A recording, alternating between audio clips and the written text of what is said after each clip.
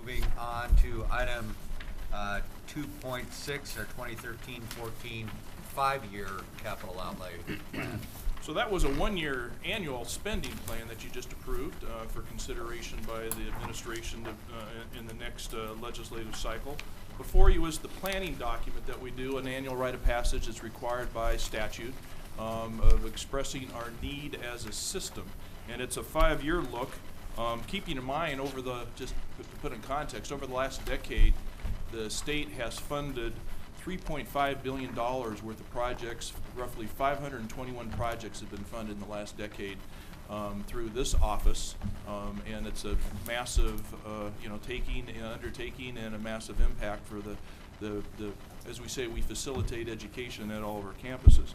But this particular plan is necessary annually, both for statutory, but also, as I said, to state the needs of the system.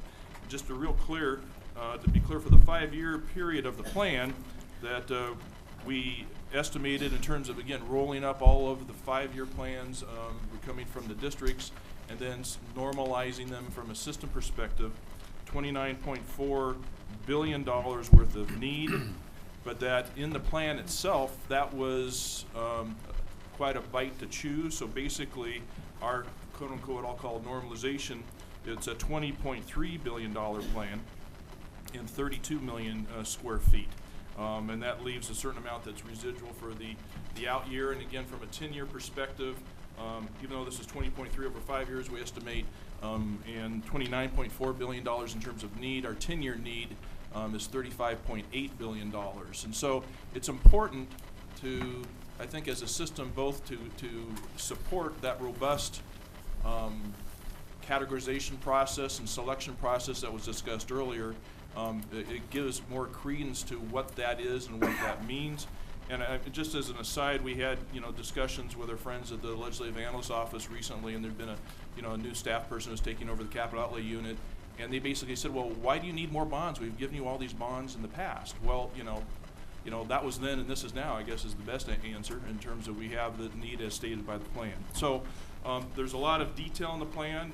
It's something that has been used, at least in the past, by the Department of Finance to show other departments, state departments, on how to put together their 5-year capital outlay plan, which is required. And I commend it to you for your consideration and adoption today. Questions from board members? Member Ramos. Yes, thanks, Fred. Always great work.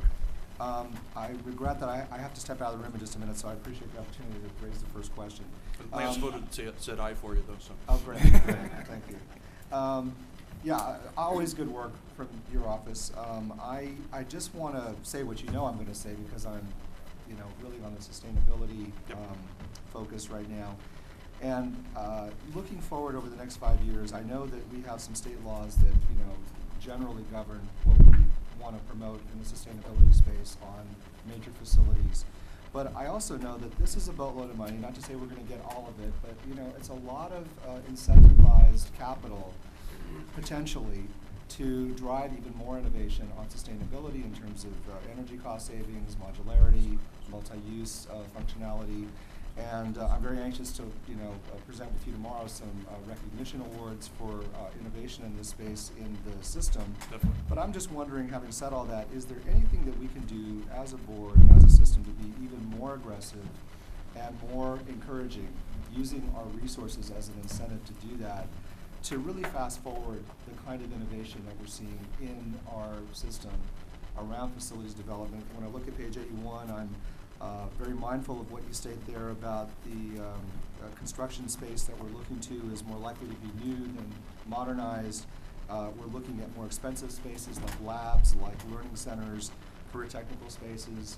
It seems to me if that's going to be the thrust of the kind of investment that we're making, that we will do better for our system, for our state, for the environment, if we can ensure that we have the most aggressive efforts to make those developments, 21st century green investments. And I just wonder, do you have thoughts on how we can overlay, in addition to the review criteria that we're using now, something that would really put some teeth into our desire to see that happen?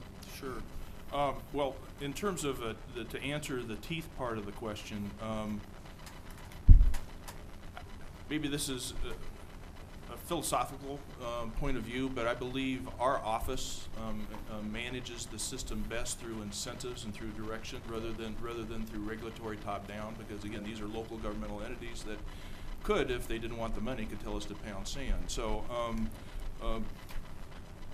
and districts, first of all, are highly aware and for the most part are moving forward on sustainability issues. I don't want to discount that particular point. And they don't necessarily need to be educated from us about that. They need to be supported in that regard.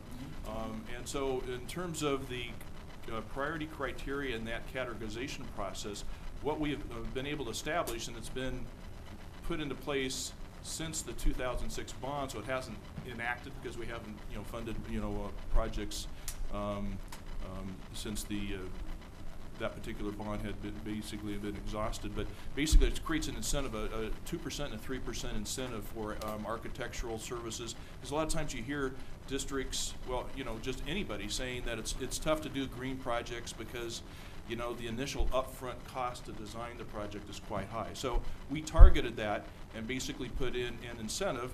And again, you have to kind of tiptoe a little bit through using state funds so it doesn't look like it's a giveaway, but we structured it based on other incentives that we'd seen and other processes we'd seen to give districts, incentive both for new construction and for modernization construction. So that's something, if I were to kind of categorize under the teeth criteria, that would be something that we've kind of crystallize an incentive on.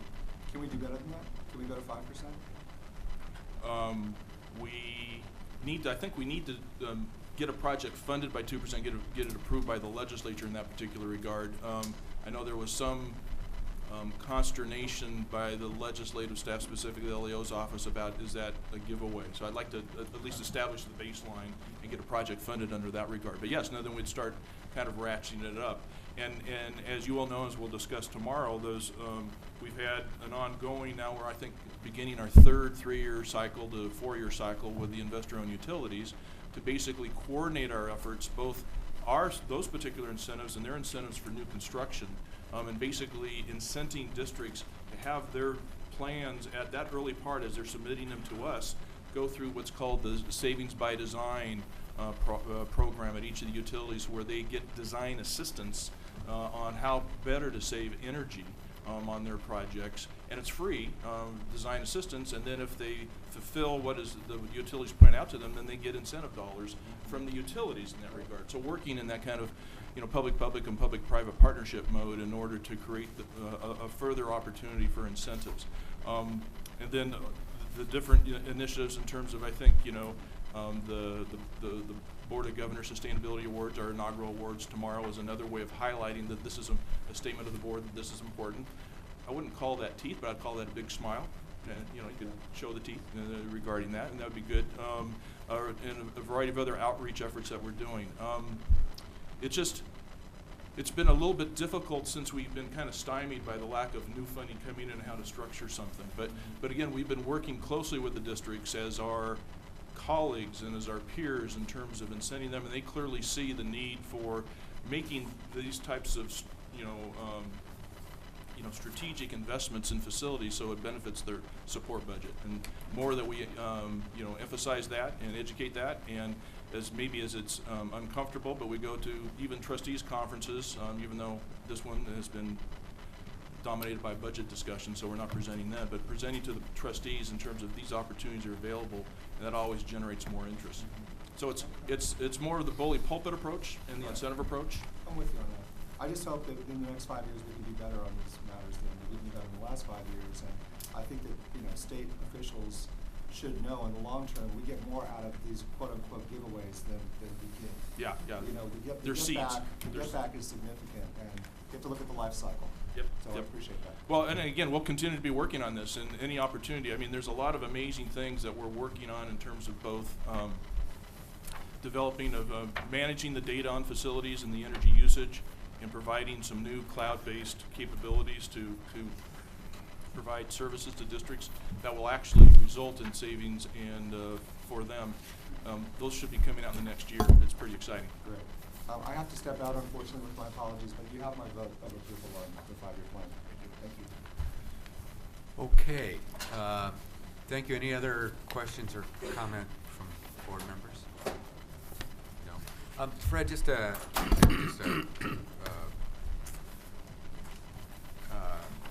quick question. You know, our decline in enrollment, Yes. right? Yep. For obviously budgetary reasons. Does that play a factor in your? It plays a major factor, and Okay. on page 4 of the agenda item, we go into that, and to the Yeah. point where we talk about even with the 10% decrease in enrollments that has been occurring since 2008-9, based on we were able to demonstrate through, you know, the analytical process, Yeah. it's still 10.9 million square feet of space and need for a system. Okay, good. And that those changes are not necessarily, you know, caused by the cosmos, but they have a direct relationship to budgetary cuts. Yeah. So the demand is still quite high for the facilities. Good.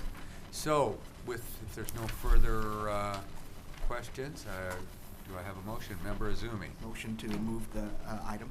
Okay. Second. Seconded by Member Hawkins. All those in favor? Aye. Aye. Opposed? Motion carries. Thank you. Thank Fred. you.